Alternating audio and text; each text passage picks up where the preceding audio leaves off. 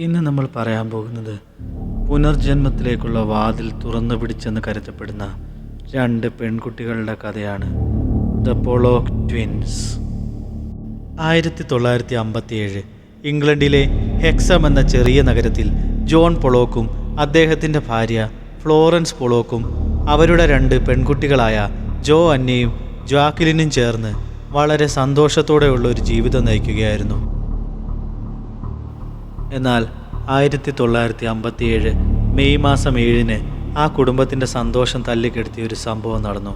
ആ രണ്ട് സഹോദരിമാരും സുഹൃത്ത് ആൻ്റണിയോടൊപ്പം പള്ളിയിലേക്ക് പോകുന്ന വഴിയിൽ വളരെ അശ്രദ്ധമായി വന്നൊരു വാഹനം ആ കുട്ടികളെ ഇടിച്ചു തെറിപ്പിച്ചു.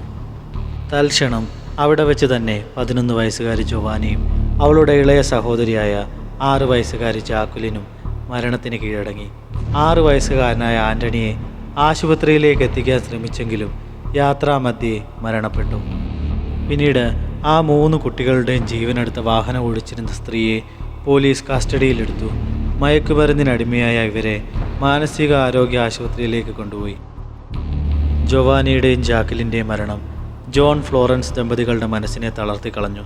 സംഭവം നടന്ന് 1 വർഷത്തിന് ശേഷം ഫ്ലോറൻസ് വീണ്ടും ഗർഭിണിയായപ്പോൾ തൻ്റെ 2 പെൺകുട്ടികളും ഇരട്ട കുട്ടികളായി ജനിക്കുമെന്ന് ജോൺ വിശ്വസിച്ചു. എന്നാൽ ഫ്ലോറൻസ് ജോണിൻ്റെ വിശ്വാസങ്ങളെ ശക്തമായി നിരാകരിച്ചു. ഈ വഴക്ക് പിന്നീട് വിവാഹമോചനത്തിൻ്റെ വക്കിൽ വരെ എത്തി.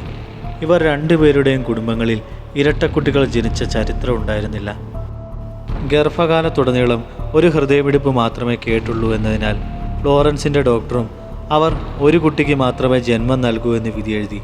എന്നാൽ എല്ലാ സാധ്യതകൾക്കും അതീതമായി 1958 ഒക്ടോബർ 4 ഫ്ലോറൻസ് ഇരട്ട കുട്ടികൾക്ക് ജന്മം നൽകി. ജെന്നിഫർ എന്നും ഗില്ലിയൻ എന്നും 2 പേർക്കും പേരുകൾ വിട്ടു. ഇരുവരും കാഴ്ചയിൽ ഒരുപോലെയാണെങ്കിലും ജെന്നിഫറിൻ്റെ ശരീരത്തിൽ ജന്മനാ ചില പാടുകൾ ഉണ്ടായിരുന്നു. ജാക്വലിൻ്റെ ശരീരത്തിൽ ജന്മനാലുണ്ടായിരുന്ന പാടുകളെ ഓർമ്മപ്പെടുത്തുന്ന തരത്തിലായിരുന്നു അവ. ഈ ഇരട്ടക്കുട്ടികൾ ജോവാനിയും ജാക്വലിനും പഠിച്ചിരുന്ന സ്കൂളും അവരിഷ്ടപ്പെട്ടിരുന്ന കളിസ്ഥലവും ചൂണ്ടിക്കാട്ടുകയും അതിൻ്റെ കൃത്യമായ പേര് പറയുകയും ചെയ്തു. അവിടേക്കുള്ള വഴി പോലും ആ കുട്ടികൾക്ക് കൃത്യമായി തന്നെ അറിയാമായിരുന്നു. അതുപോലെ ഈ കുട്ടികൾക്ക് അവരുടെ മരിച്ചുപോയ സഹോദരിമാരുപയോഗിച്ചിരുന്ന കളിപ്പാട്ടങ്ങൾ കൃത്യമായി തിരിച്ചറിയാനും മാറ്റിവെച്ച കളിപ്പാട്ടങ്ങളെ തിരികെ ചോദിക്കാനും തുടങ്ങി.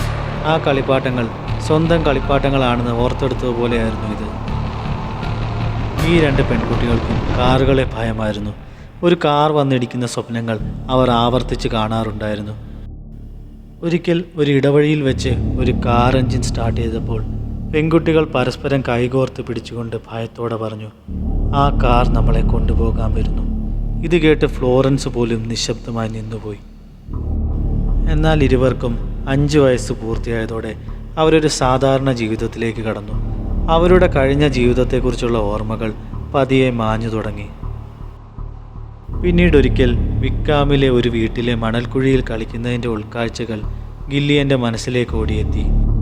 ഗില്ലിയൻ ആ സംഭവത്തെപ്പറ്റി വിവരിച്ചപ്പോൾ പറഞ്ഞ ആ വീടും പൂന്തോട്ടവും ഉൾപ്പെടെ ജോവാനിക്ക് 4 വയസ്സുള്ളപ്പോൾ മാതാപിതാക്കളോടൊപ്പം താമസിച്ച വീടിനോട് പൊരുത്തപ്പെടുന്നവയായിരുന്നു.